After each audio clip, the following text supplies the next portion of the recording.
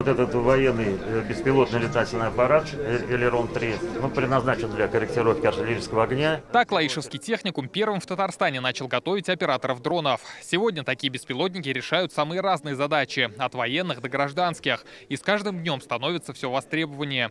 А вот специалистов по их обслуживанию и операторов пока не так много, говорят эксперты. Сельское хозяйство очень востребовано, да, вот в смысле пожарная, лесная охрана, экология. Ну, например, вот час полета вертолета, вот экологи летают, в поисках свалок там несанкционированных, обходится в 300 тысяч рублей час полета.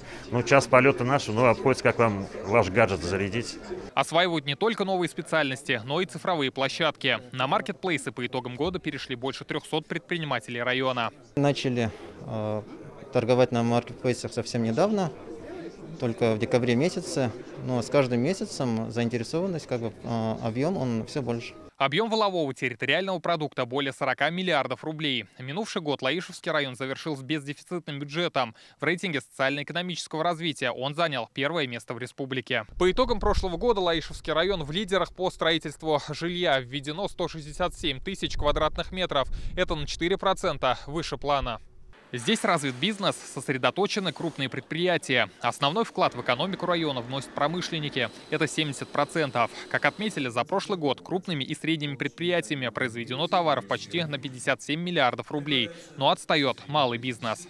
По численности занятых в малом и среднем предпринимательстве на 1000 человек вы занимаете 7-е место. Вот здесь мы видим, что здесь и Верхний Услон впереди вас, и Тукаевский район. Поэтому есть, куда стремиться. Тем более, что малый и средний бизнес – это не только, налоги в бюджет, это в первую очередь, конечно же, рабочие места.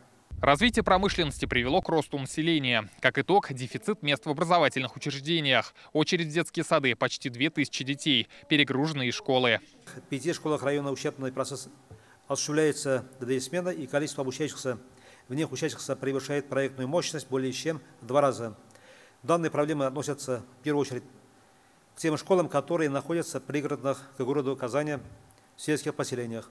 Столбищенская, Габишевская, Песчано-Кабардинская. Наряду с промышленностью важная сфера района – сельское хозяйство. Выращена и реализована продукции почти на 7 миллиардов рублей. В рейтинге АПК район на 7-м месте. Это выше на 2 позиции, чем годом ранее. Но остается проблема неиспользуемых земель.